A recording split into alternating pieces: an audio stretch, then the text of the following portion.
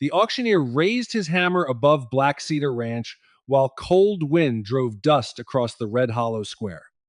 Elias Reed stood beside the auction rail, watching Silas Vane prepare to purchase land that had belonged to his family for 3 generations. Then a woman in a torn gray dress pushed through the laughing crowd. Blood marked her palms and exhaustion bent every step, but Clara Whitmore did not stop. She reached Elias and pressed a stained, sealed letter into his hand.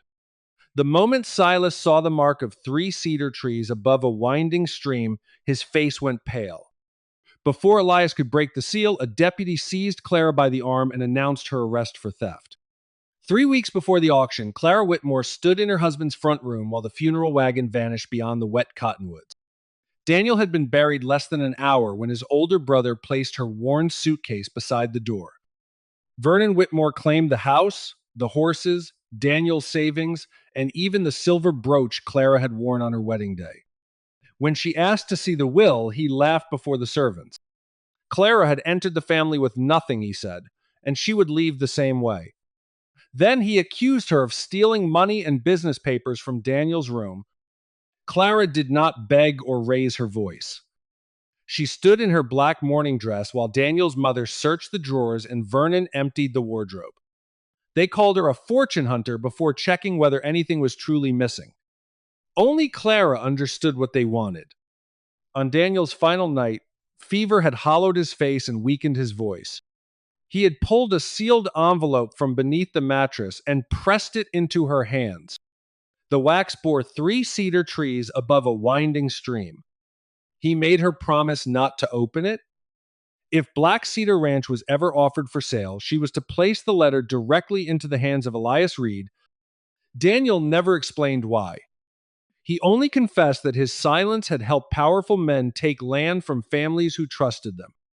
Clara tried to ask whether Silas Vane was involved, but Daniel no longer had the strength to answer. By morning, he was dead. Clara hid the envelope inside the lining of her dress before Vernon entered. The Whitmores searched the bed, her suitcase, Daniel's coats, and every drawer. Their anger grew when they found nothing.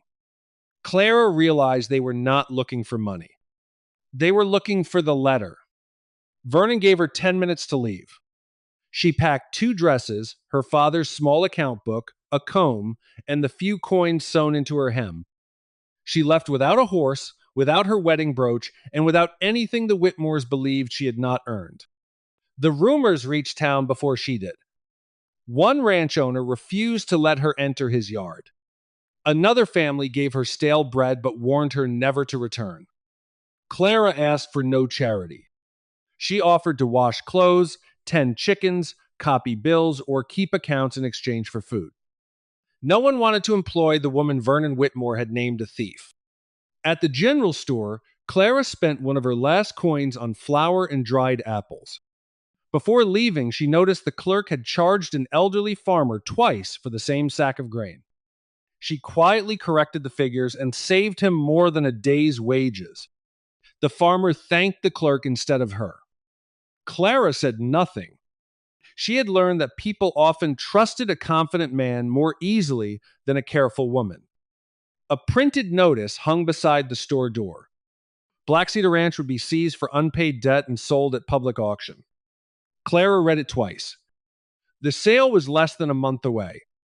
Daniel's final warning had not been the confusion of a dying man. He had known the ranch would fall before the people of Red Hollow did. That afternoon, Clara turned toward the northern road. Black Cedar lay nearly 30 miles away. She carried enough food for 2 days and a letter that men were already hunting. Ahead waited a rancher who had no reason to believe a disgraced widow. She walked toward him anyway. On the 3rd night, Clara took shelter inside an abandoned feed shed. She had barely wrapped her coat around herself when hoofbeats approached through the darkness. 2 riders stopped outside. Through the cracked boards, Clara heard one of them say Vernon wanted her found before dawn. He did not care whether she returned with them. He only wanted the letter. Rain found Clara before Black Cedar did. By the time the ranch appeared beyond the dark pasture, water had soaked through her coat and turned the road beneath her shoes to mud. Every distant hoofbeat sounded like the men Vernon had sent. One lamp burned inside the main house, but Clara could not bring herself to wake a stranger and ask him to believe a woman the town had already condemned. Instead, she slipped through the partly open barn door and set her suitcase beside an empty stall. A weak movement came from the shadows. An old mare stood with one hind leg raised, trembling whenever she tried to place weight on it. Clara approached slowly, speaking in the gentle voice her father had once used with frightened horses. The mare allowed her close enough to see the swelling around the joint. Clara had no medicine. She soaked the last clean strip of cloth from her suitcase and wrapped the injured leg as carefully as she could. Lamplight spread across the barn floor. A tall man stood in the doorway, holding a lantern beside his leg and a rifle in his other hand. He did not raise the weapon, but he did not put it down. Clara recognized Elias Reed from the photograph beside the auction notice.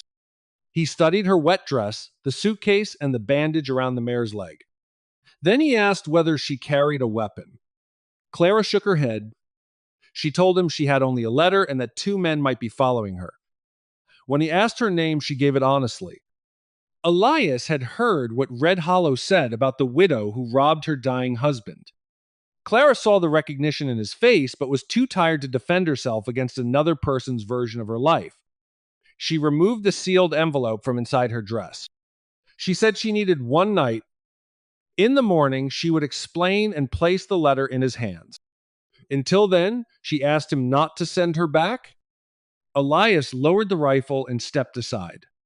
He brought her into the house, warmed beans on the stove, and placed bread beside the bowl. He left a dry blanket on the chair and moved to the window while she ate, giving her the dignity of not being watched. Afterward, he showed her a small room that had once belonged to his sister. Clara could stay until morning. Then he would need the truth. If a lawful warrant existed, he would take her to the sheriff himself. She accepted without protest. Before she entered the room, hoofbeats sounded beyond the yard. Clara froze. Elias did not touch her or ask her to calm down.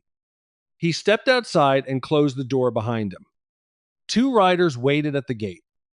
They claimed Clara had stolen papers from the Whitmore family and demanded that Elias send her out. Elias asked for their warrant. They had none. His voice remained quiet as he told them no one entered Black Cedar after midnight without lawful authority. One rider warned that protecting Clara would bring trouble to the ranch. Elias answered that trouble had already arrived wearing another man's authority. The riders left, promising to return. Later, Elias examined the envelope Clara had placed on the kitchen table. Its seal showed 3 cedar trees above a winding stream. He had seen that mark once before on an old map drawn by his father. At dawn, Clara's room was empty. The bed had been made and her suitcase was gone, but the sealed letter remained untouched on the table. Then a sharp sound came from the barn. Elias reached for his coat, unsure whether Clara had fled or whether the riders had found another way onto Black Cedar. Elias found Clara in the barn beside the old mare. She had not fled. She had gone out before sunrise to replace the wet bandage around Mercy's leg. Her suitcase rested near the stall because she had expected to leave as soon as the work was done. Clara told Elias she would not accept food and shelter without earning them. She could clean, cook, mend tack, or keep accounts. He studied her for a moment, then offered 3 days of work. After that, they would decide what came next. He began with simple tasks. The kitchen shelves needed cleaning, the supply room needed order, and several months of bills had been left in uneven stacks across the office desk. Clara worked quietly, never opening a drawer she had not been told to touch. By noon, she had arranged the invoices by date and supplier. That was when she noticed the first mistake. The ledger showed that Black Cedar had purchased 80 sacks of cattle feed during the previous month. The storehouse held fewer than 40, and the workers remembered only 1 delivery wagon. Clara did not accuse anyone. She wrote the numbers on a scrap of paper and placed it beside Elias's account book. He checked the storehouse himself. Grant Holloway arrived while Elias was counting the sacks. The ranch manager said some feed must have been moved to the northern pasture. Clara asked which wagon had taken it and on what date. Grant could not answer without returning to the office. There, Elias found 3 invoices from different merchants. Each carried a different business name, but the figures and letters had been written by the same hand. Grant dismissed it as careless copying. He warned Elias that a desperate woman could invent problems simply to make herself seem useful. Clara did not defend herself. She asked Elias to contact the merchants and confirm every purchase. If she was wrong, she would leave Black Cedar before sunset. Her calmness unsettled Grant more than an argument would have. Elias continued examining the books. Clara pointed to 2 interest charges entered during the same month. Both claimed to cover the same bank loan and the same payment period. One charge alone was large enough to place Black Cedar behind on its debt. Elias had believed the ranch was failing because cattle prices had fallen and repairs had cost more than expected. Now he saw that someone had been draining money from the account while making every loss appear ordinary. Grant reached for the ledger. Clara closed it before he could take it. For the first time, Elias ordered his manager to step away from the desk. The room fell silent. Clara searched the binding and discovered that one page had been cut out close to the spine. Only a narrow strip remained. On it were the final letters of a name, a date from the previous winter, and the mark of 3 cedar trees. The same mark sealed Daniel's letter. Later that evening, Elias checked the ashes inside the kitchen stove. Beneath the gray wood, he found a half-burned piece of ledger paper. Most of the writing had vanished, but one signature remained clear. Daniel Whitmore. Clara stared at her husband's name until the room seemed to narrow around her. Daniel had never mentioned Black Cedar. Yet someone had used his signature in the ranch accounts only months before his death. For the first time, she wondered whether the letter in Elias's kitchen had been written to expose a crime or confess one. And if you believe Clara is hiding the truth for a reason, share your judgment in the comments. Would you trust her, or would Daniel's name in the stolen ledger make you send her away? Outside the office, a floorboard creaked. Someone had been listening from the hallway. The floorboard outside the office creaked again, then went silent. Elias opened the door and found Grant halfway down the hall. The ranch manager claimed he had come to discuss the morning work, but his eyes moved toward the burned ledger page in Elias's hand. Clara saw the fear before Grant hit it. The next morning, she asked Elias for 3 days to rebuild the missing accounts. She did not promise to save Black Cedar. She promised only to follow every number until it led to something real. Elias gave her the sales records, shipping receipts, and branding lists. Grant objected that ranch business should not be trusted to a woman accused of theft. Elias replied that Clara had found more truth in one afternoon than Grant had reported in 6 months. Clara began with the cattle count. The ledger claimed 62 head had been sold during winter. The shipping receipts recorded 87. She compared the dates, weights, and brands beside each sale and found nearly 40 cattle missing from the official accounts. The animals had not vanished. Someone had sold them under altered brands and sent the payment through a company controlled by Silas Vane. Clara showed Elias where an extra curve had been added to one brand after the ink dried. The change was small enough to fool a hurried reader, but not a woman who had copied cattle marks for her father. Elias rode north with Clara and 2 workers to inspect the pasture where the herd had last been recorded. Near the fence, she found wagon ruts beneath newer mud. Several posts had been removed and driven back into place. Someone had opened the pasture, moved cattle through, and repaired the fence badly enough to resemble storm damage. Grant blamed careless workers. Clara asked which workers had been assigned there. He could not name them. Before returning to the house, Clara studied the creek bank and the clouds gathering above the western hills. The soil around the posts was already soft. One hard rain would lift them from the ground. She warned Elias that the northern fence would fail before morning. Grant laughed. The sky had been dry for weeks, and he called it foolish to pull men away from branding because a widow disliked the clouds. Elias inspected the fence, then ordered every available hand north.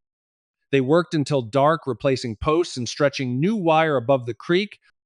Grant called it wasted labor. Clara did not argue. The storm arrived after midnight. Rain struck the roof hard enough to wake the house. By dawn, the creek had risen over its banks. Mud and broken branches pressed against the repaired fence, but the new posts held. Without them, more than 100 cattle would have scattered into open country or been trapped in the floodwater. For the first time, the ranch hands did not look at Clara as a guest. They looked at her as the woman whose judgment had saved the herd. She continued through the records. She found grain billed at twice its market price and arranged a fairer agreement with the general store. She advised Elias to sell 12 older cows before their value fell, bringing in enough money to cover the workers' overdue wages. Mercy began placing weight on her injured leg. The storeroom stopped emptying without explanation. Every dollar in the office finally had a place. Black Cedar had not become prosperous. It had simply stopped bleeding. One evening, Elias placed a small iron key on the desk. It opened the office and the locked record cabinet. He told Clara that trust should follow proof, and she had given him enough. She accepted the key quietly. No one had trusted her with anything valuable since her father died. While sorting the oldest surveys, Clara found the symbol from Daniel Seal in the corner of a faded map, 3 cedar trees above a winding stream. A dotted line led from the ranch house to an abandoned water trough in the northern pasture.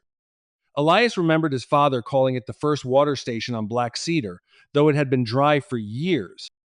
They rode there before sunset. Beneath the trough stood a cedar post marked with the same symbol. The ground around it had been disturbed. Elias lifted the post and found a narrow hollow carved into its base. It was empty. Someone had reached the hiding place before them. Only a torn piece of blue paper and a drop of black sealing wax remained inside. Clara recognized the paper. It was the stationery used by Silas Vane's bank. The torn bank paper changed the silence between Clara and Elias. They both understood that Silas Vane knew about the hiding place beneath the old water trough, yet they could not prove what had been removed. Until they found more, Black Cedar still had cattle to feed, fences to mend, and wages to earn. Life at the ranch settled into a quieter rhythm. Each morning, Clara found a cup of hot coffee beside the account books before Elias rode out. He never mentioned leaving it there. She never thanked him aloud. The small kindness became part of the house, as natural as the stove warming before sunrise. One evening, Clara noticed the lining of his winter coat had torn along the shoulder. She repaired it after everyone had gone to bed, using dark thread so the stitches would not show.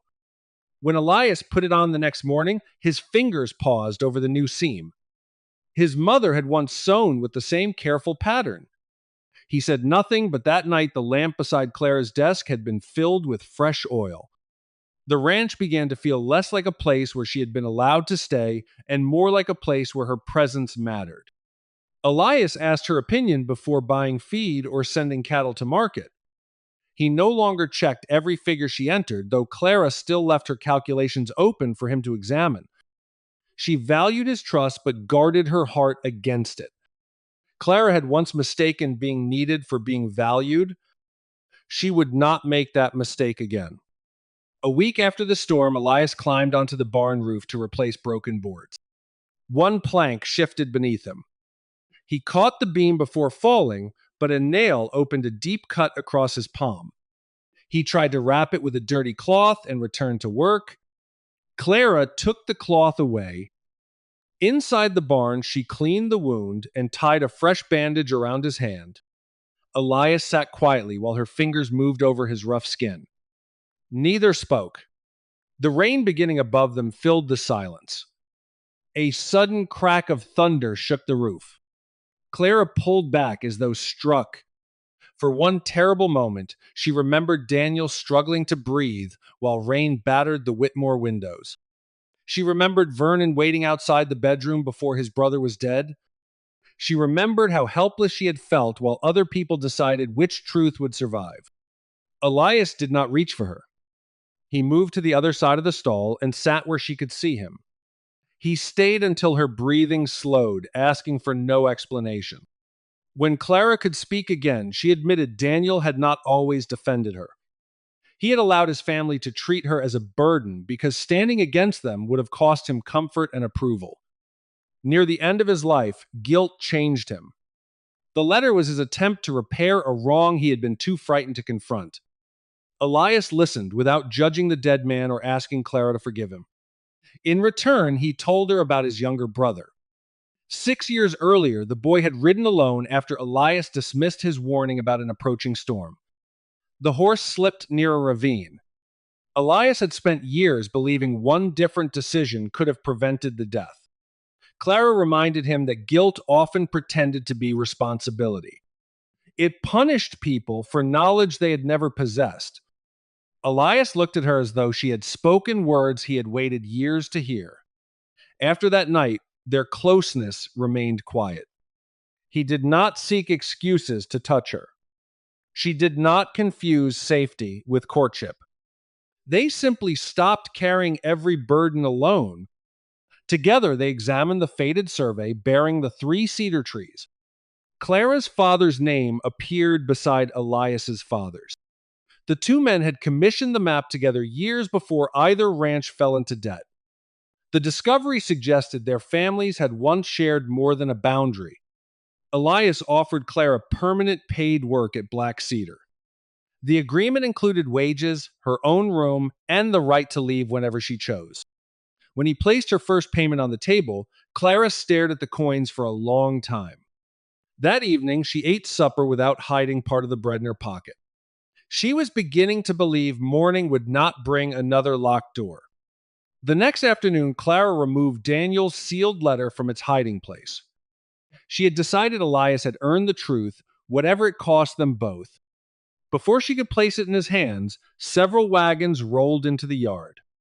Through the window, they saw Silas Vane step down beside a bank lawyer, Vernon Whitmore, and a deputy carrying a folded warrant. Grant was already waiting at the gate. Silas Vane entered Black Cedar as though the ranch already belonged to him. His carriage stopped beside the porch. Vernon Whitmore climbed down behind him, followed by a bank lawyer and a deputy carrying 2 folded documents. Grant waited near the gate, avoiding Elias's eyes. The first paper was a seizure order. The bank claimed Elias had missed the final payment on his loan. Black Cedar would be sold at public auction in 10 days. The second document accused Clara of theft. Vernon claimed she had taken money, private records, and a sealed letter from Daniel's room.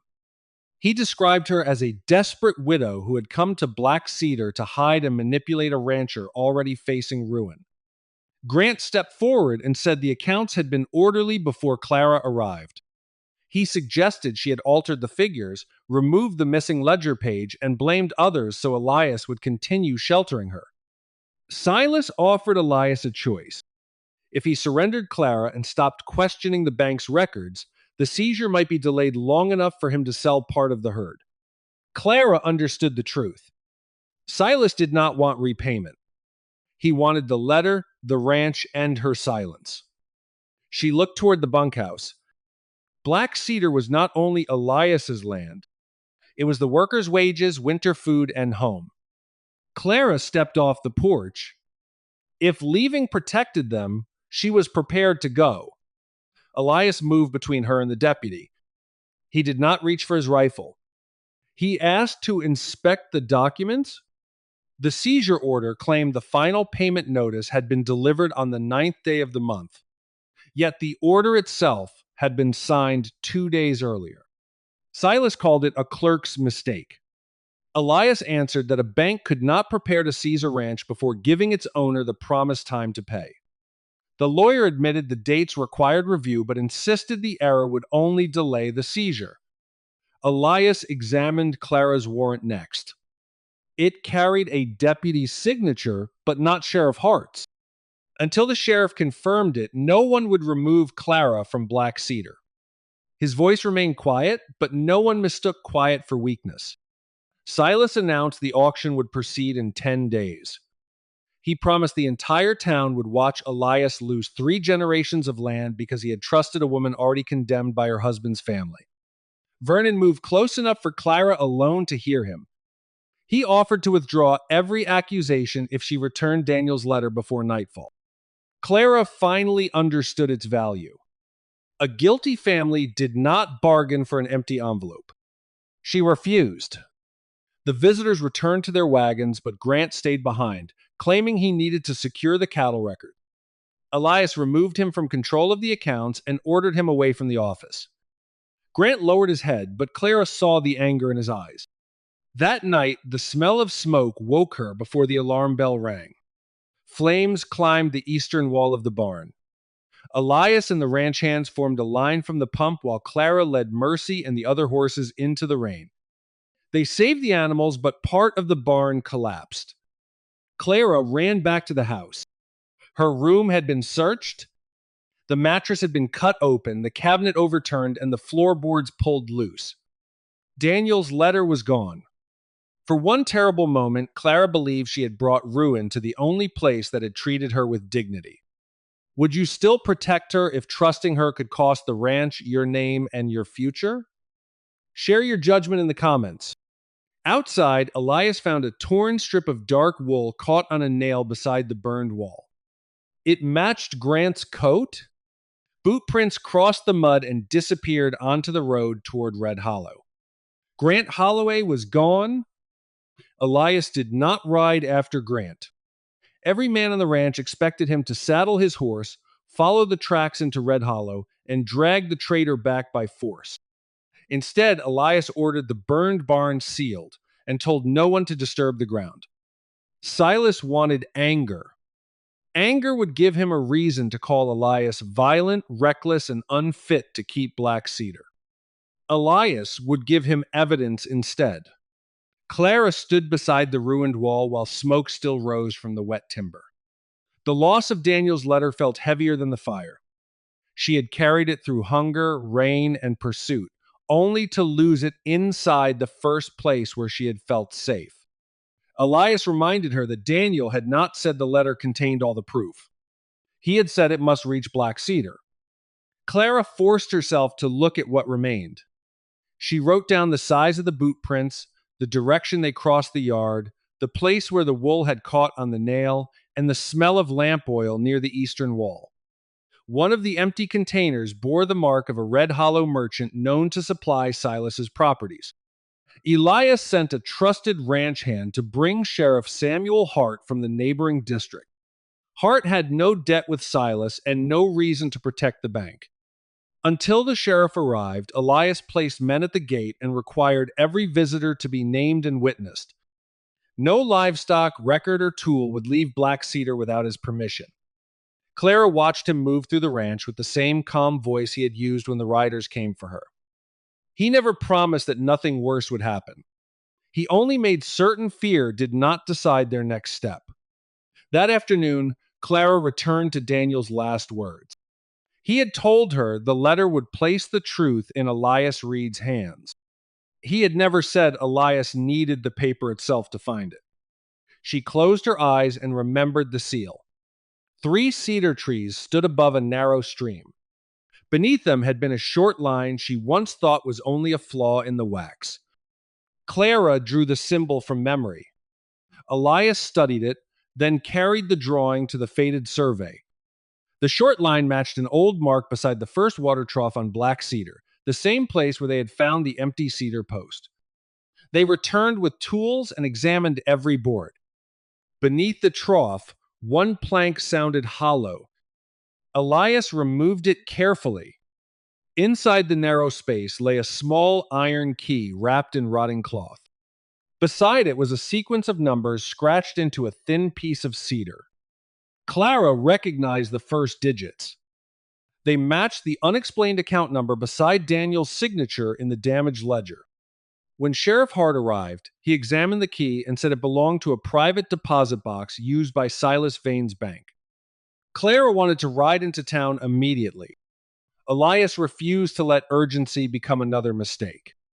Entering the bank without authority would allow Silas to destroy the value of anything they found They needed a lawful search order, witnesses, and a record of every item removed. Hart agreed to request the order that evening. Elias turned to Clara and told her that no one would decide her guilt in a locked office owned by Silas. The truth would be opened where it could be seen, recorded, and defended. For the first time since the fire, Clara felt hope return. It lasted until the messenger came back from town. Silas had begun moving private deposit boxes out of the bank before sunset. One wagon had already left Red Hollow, and the box carrying Daniel's account number was no longer in the vault. Sheriff Hart closed the bank before sunrise. No customer entered. No clerk left without being questioned. The remaining deposit boxes were counted in front of 2 witnesses, but the box tied to Daniel's account had already been removed. Silas claimed it contained private family property and had been transferred at the owner's request. Clara asked to see the request. There was none. A shipping clerk eventually admitted that a locked iron box had been loaded onto a freight wagon bound for the Red Hollow station. The wagon was supposed to reach the morning train before the sheriff could obtain a search order. Hart sent deputies to the station while Elias and Clara examined the shipping ledger. The entries were written in a code of numbers and cattle weights. To the clerk, they looked meaningless. Clara had seen the same pattern in Black Cedar's damaged accounts. She placed the shipping ledger beside her reconstructed cattle record. The first number represented a ranch. The second marked the date. The final digits identified the buyer receiving the stolen cattle. One line contained Daniel's account number. Beside it was the number of a freight car scheduled to leave within the hour. They reached the station as workers were coupling the last cars to the train. The iron box sat beneath a canvas tarp in the freight shed, labeled as broken farming equipment. Silas's lawyer demanded that Hart leave it untouched. He argued that the search order covered the bank, not property already prepared for transport. Hart produced a second order signed that morning. The lawyer stopped objecting. The small key from the water trough opened the lock. Inside lay the sealed letter taken from Clara's room. Beneath it were original loan agreements, land surveys, payment records, and a narrow black ledger bearing no bank name. Clara recognized her father's signature on the first land document. Then she saw the date. The sale had supposedly been approved 6 weeks after her father's death. For years, Clara had believed his ranch had been lost because of debt. The document proved the transfer had been made with a forged signature. Her hands trembled, but she did not stop reading. The same method had been used against Black Cedar. The original agreement showed that Elias had paid every required installment except the most recent one. Separate papers had added penalties, inspection fees, and interest charges that did not exist in the signed contract. The debt forcing the auction was false. The black ledger recorded money paid to Grant Holloway after each group of cattle disappeared. Some payments matched the exact dates Clara had reconstructed from the altered branding list. Other entries carried Daniel Whitmore's initials. Elias looked toward her, but Clara did not turn away from the page. Daniel had served as a witness on several fraudulent transfers. His signature had helped Silas take land from families who believed the bank was acting lawfully. The truth hurt more than Clara expected. Daniel had regretted what he had done, but regret did not restore the homes already lost. She opened his letter. Daniel confessed that Silas had used debt and fear to control him. He admitted remaining silent while Vernon profited from the stolen property. He wrote that Clara knew nothing of the scheme and had never taken money from the Whitmore family. The letter also explained the symbol of the 3 cedar trees. Years earlier, Clara's father and Elias's father had commissioned a survey of the underground water running beneath both ranches. Each family legally owned part of the access rights. The final map had never been filed with the county because Silas bribed a clerk to hide it. The original survey lay beneath the other documents in the box. It showed a wide blue line running under Clara's inherited land and continuing beneath Black Cedar. The source could supply water to much of the valley during a long drought. That was why Silas wanted both properties. Once he owned the water, every rancher in the region would have to pay whatever price he demanded. Clara's land was not worthless. It was the legal key to the most valuable resource in Red Hollow. The widow the town called a burden now held enough ownership to stop the sale of Black Cedar. She also held enough power to ruin it. If Clara refused to share the water rights, Elias could save his ranch from the false debt and still lose the herd during the next dry season. Elias did not ask her for anything. He told Sheriff Hart to record the documents exactly as they were found. Clara's claim belonged to her, and no kindness he had shown gave him the right to demand her land. That answer settled the last fear inside her. Clara chose to register the water rights under both original family names. Black Cedar would receive lawful access, while her share would remain under her complete control. She was no longer a homeless widow living by another person's mercy. She was Elias's equal. Before Hart could take Silas into custody, the bank lawyer obtained a temporary objection. He claimed the search order had been improperly extended to the freight shed and demanded a hearing before the documents could stop the auction. The hearing could not occur until the following afternoon. The auction was scheduled for that morning. Grant was found hiding in an abandoned warehouse near the station. When confronted with the payment ledger, he learned Silas had prepared papers placing every theft under his name. Grant finally understood that loyalty had bought him nothing. He agreed to testify. By sunrise, Clara, Elias, Sheriff Hart, and 2 deputies were riding toward the town square with the original contracts, the water survey, Daniel's letter, and Grant under guard. The auction had already begun. From the road, Clara heard the crowd cheering as Silas placed the highest bid. The auctioneer raised his hammer. Clara urged her horse forward, knowing that if the hammer fell before she placed the truth before the town, Black Cedar could belong to Silas before noon. The auctioneer's hammer remained raised above the table when Clara entered the square. Dust covered the hem of her dress. Blood marked one palm where the rains had torn her skin, but she did not slow. Elias rode beside her, while Sheriff Hart and 2 deputies followed with the iron box and Grant Holloway under guard. The crowd turned. Someone called Clara a thief. Another voice laughed that she had come too late to find another rancher willing to shelter her. Clara did not answer. She reached Elias just as Silas Vane repeated his final bid for Black Cedar. Elias took Daniel's letter from her hand and broke the seal. The same mark of 3 cedar trees above a winding stream stared back at him. Silas ordered the auctioneer to bring down the hammer. Sheriff Hart stepped between the table and the crowd. He announced that evidence connected to fraud, forged land transfers, stolen cattle, and the false seizure of Black Cedar had been recovered under lawful authority. Silas's lawyer objected. He claimed the documents could not be considered until the court reviewed the search. Hart answered that the auction could not lawfully continue while the debt itself was under criminal investigation. The deputy who had come to arrest Clara moved toward her anyway. Hart asked to see the warrant. When the man produced the paper, Hart held it before the crowd and pointed to the missing county seal. He stated clearly that no lawful arrest order had ever been issued against Clara Whitmore. The deputy stepped back. For the first time, the whispers around Clara began to change. Elias opened Daniel's letter, but he did not read it aloud.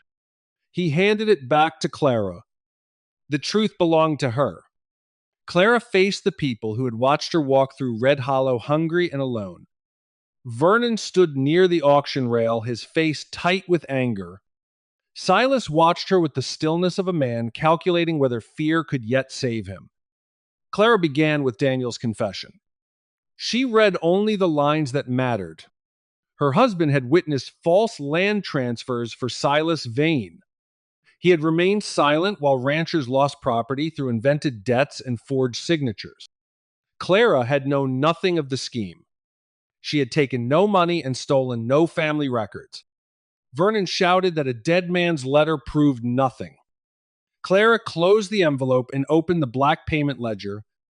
She explained each entry without raising her voice. The dates beside Grant's name matched the days cattle disappeared from Black Cedar. The amounts matched the money deposited through companies owned by Silas. The altered brands matched the shipping receipts Clara had reconstructed in Elias's office. Grant was brought forward. At first, he could not look at Elias. Then Sheriff Hart placed the payment ledger beside the papers Silas had prepared to blame him for every theft. Grant admitted he had opened the northern fence, falsified feed invoices, removed the ledger page, and set fire to the barn so he could take Daniel's letter. He stated that every act had been done under Silas's direction. Silas called him a desperate liar. Clara answered with the original loan agreement. She showed the town where Black Cedar's required payments ended and where false fees had later been added. She placed the seizure order beside the final payment notice and pointed out that the bank had prepared to take the ranch 2 days before Elias was legally in default. Then Sheriff Hart opened the land file belonging to Clara's father.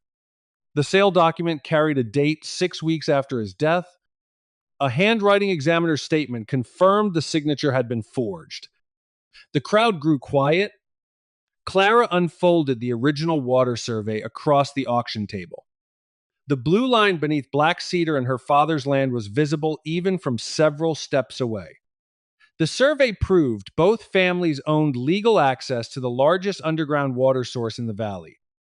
Silas had hidden the map because control of that water would allow him to control every ranch during the next drought. He had not come to save Black Cedar from debt. He had created the debt to steal what lay beneath it. Silas tried to leave the square. Sheriff Hart ordered the deputies to stop him. The banker was arrested for fraud, forgery, destruction of evidence, conspiracy to steal livestock, and unlawful seizure of property. Vernon was detained for making false statements and helping conceal Daniel's records. Grant was also arrested, though Hart recorded his cooperation and testimony. The auctioneer lowered his hammer. It struck the table once. Not to sell Black Cedar, but to declare the auction canceled. No one cheered. The people of Red Hollow stood in the uncomfortable silence of those who had believed the most powerful voice because it was easier than listening to the woman standing alone. The editor of the town paper approached Clara and promised the correction would appear on the front page. Vernon's accusation would be withdrawn. Daniel's confession, the forged deed, and the false debt would become part of the public record. Clara thanked him, but she did not ask the town to forgive itself. Elias stepped beside her. He told the crowd that Clara had not survived because Black Cedar rescued her. Black Cedar survived because she had seen the truth in its books, protected its cattle, found the evidence, and refused to trade justice for safety. No one laughed then.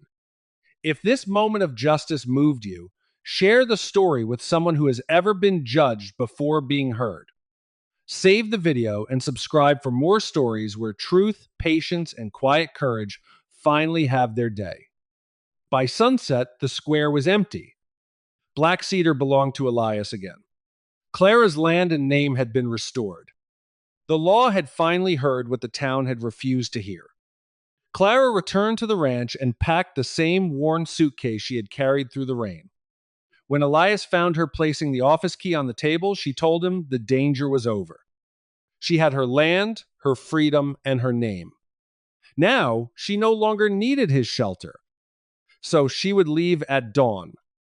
At dawn, Clara carried her suitcase onto the porch. The rebuilt barn stood beyond the yard, its new cedar boards pale beneath the morning light. Mercy waited near the fence. Resting her weight evenly on the leg Clara had bandaged the night she arrived. Elias stood beside the steps. He did not block the road or ask her to stay because she owed him anything. Instead, he handed her 2 documents. The first restored full ownership of her father's land. The second created a partnership between that property and Black Cedar, protecting both families' rights to the underground water. Clara's name appeared beside his, not beneath it. Elias told her she could rebuild her own ranch, sell the land, or leave Red Hollow entirely. No decision would change what she owned. Then he said she could also stay. Not as a widow he had sheltered, not as a worker repaying a debt. she could remain as his equal and help shape whatever Black Cedar became next. Clara looked at the suitcase that had followed her from the Whitmore house, through the rain, and into the only home where no one had demanded that she earn the right to be treated gently. She remembered the coffee waiting beside the ledgers, the fresh oil in her lamp, and the quiet space Elias had given her during the storm. The ranch had not become home when he protected her from Vernon or stood between her and the false warrant. It became home each time he trusted her without trying to own her. Clara set the suitcase down. She told Elias she wanted to stay, but never again as someone waiting to be rescued. He answered that he had never seen her that way. Months later, water ran through the old wooden trough for the first time in years. 2 young cedar trees grew beside the porch, one planted for each family whose land had been restored. Elias did not promise Clara a life without hardship. He promised only that no storm would be hers to face alone. When he finally asked whether she might one day carry his name, Clara placed her hand in his and looked toward the open barn door. Black Cedar had not become her home when Elias saved her from the rain. It became home when he gave her every reason to leave, and she chose to stay. Chose to stay. Chose to stay. Chose to stay. Chose to stay. Chose